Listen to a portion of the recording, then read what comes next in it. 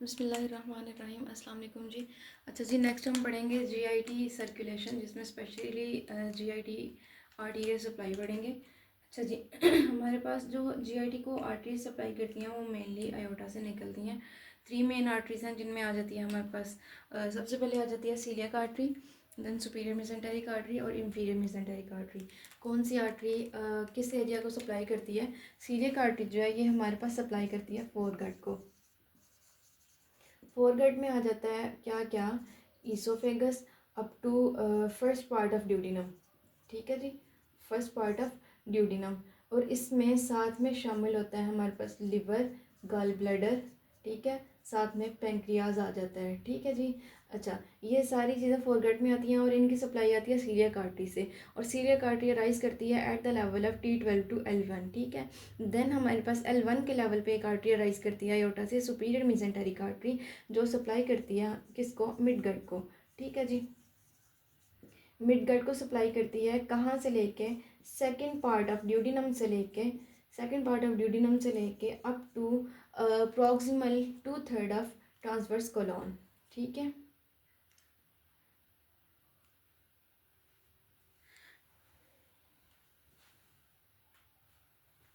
हाँ जी, कहाँ से? मिडगट में सेकंड पार्ट ऑफ ड्यूडिनम से लेके प्रॉक्सिमल 2/3 ऑफ ट्रांसवर्स कोलोन।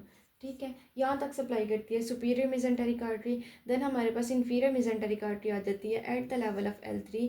ये किसको सप्लाई करती है? हाइंड गट को सप्लाई करती है। कहाँ पे? हाइंड गट को डिस्टल 1/3 ऑफ ट्रांसवर्स कोलोन से लेके up to anal canal above pectinate line, anal canal. ठीक है, अबव पेक्टिनेट लाइन। अच्छा जी, ये होगी हमारे पास जीआईटी की मोटी मोटी सी ब्लड सप्लाई। ठीक है जी। अच्छा, अब इसमें दो छोटी छोटी सी, पहले तो आप ये देख लें कि वाटर शेड एरिया, एक ये छोटा सा कॉन्सेप्ट दिया हुआ उन्होंने, वाटर शेड एरियाज।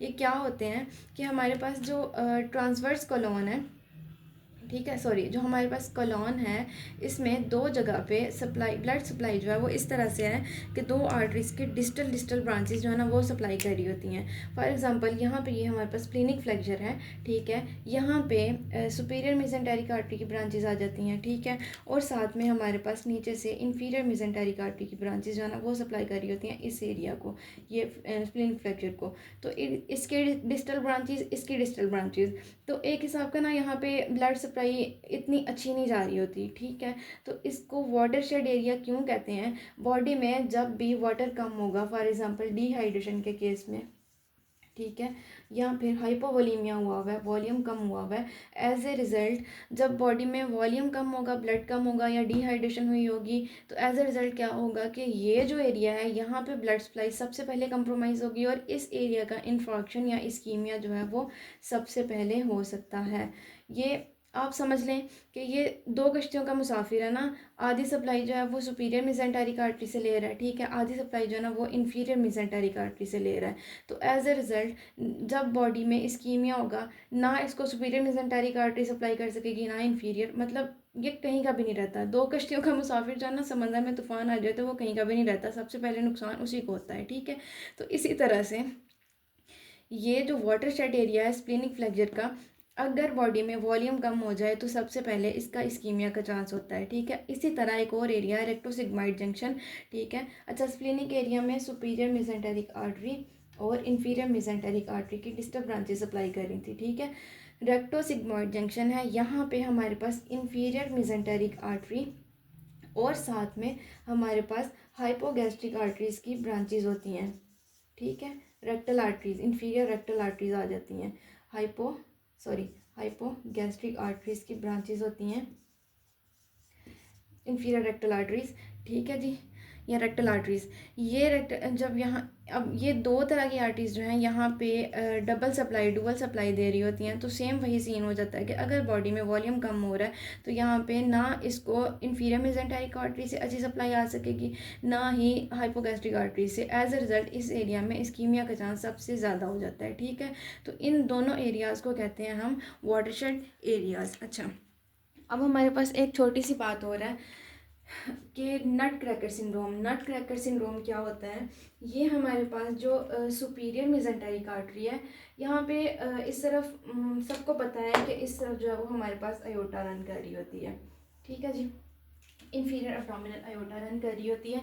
तो हमारे पास क्या होता है कि जो हमारे पास यहाँ पे left kidney, let suppose this is a left kidney,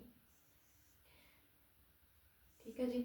इसकी जो लेफ्ट रीनल वेन आएगी वो ये सुपीरियर मेसेंटेरिक आर्टरी के नीचे से होके यहाँ पे इंफीरियर वेना केवा में ड्रेन करेगी, ठीक है।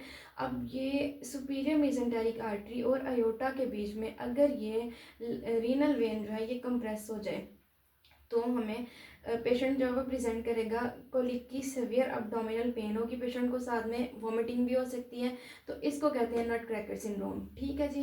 क्या होता है हमारे पास रीनल वेन जो है वो कंप्रेस हो जाती है between superior mesenteric artery and aorta, ठीक है। तो एज अ रिजल्ट पेशेंट जो है वो सीवियर अब्डोमिनल पेन के साथ प्रेजेंट करता है, इसको नट क्रैकर सिंड्रोम कहते हैं। एक और हमारे पास सिंड्रोम आ जाता है सुपीरियर मेसेंटेरिक आर्टरी सिंड्रोम।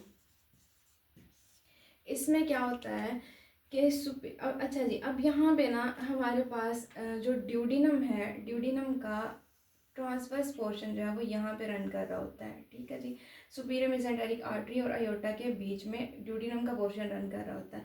अब सुपीरियर मेसेंटेरिक आर्टरी और अयोटा अगर इस पोर्शन को कंप्रेस करें तो पेशेंट को अब्डोमिनल पेन होती है, और इसको कहते हैं हम सुपीरियर मेसेंटेरिक आर्टरी सिंड्रोम। ये छोटा सा कॉन्सेप्ट था, इसमें बहुत ज़्यादा याद रखने की ज़रूरत नहीं है। एक और छोटी सी बात यह है कि सीलियक आर्टरी और सुपीरियर मेसेंटेरिक आर्टरी को जो नर्व सप्लाई है वो वेगस नर्व के थ्रू आ रही होती है, और जो इन्फीरियर मेसेंटेरिक आर्टरी है उसको नर्व सप्लाई जो है ना वो पेल्विक स्प्लैंक्निक नर्व से आ रही होती है। अभी तक के लिए इतना ही था। इसमें आपको कोई मसला हो you can ask me. Thank you so much.